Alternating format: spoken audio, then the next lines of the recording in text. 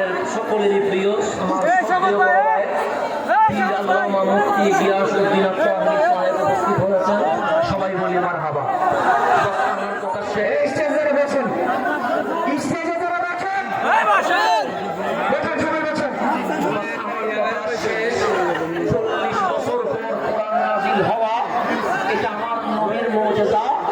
এটা বোঝানোর জন্য যে আমার রাসূল কারো থেকে ধার করে নাই, 40 বছর পর কারো থেকে নেওয়ার সুযোগ নাই। এই কোরআন অবশ্যই আল্লাহ থেকে এসেছে, এটা বোঝানোর জন্য। নবী আগে থেকে 40 বছর পর নবুয়ত প্রকাশ করছে, এটাই আমার বোঝানো। আসসালামু আলাইকুম।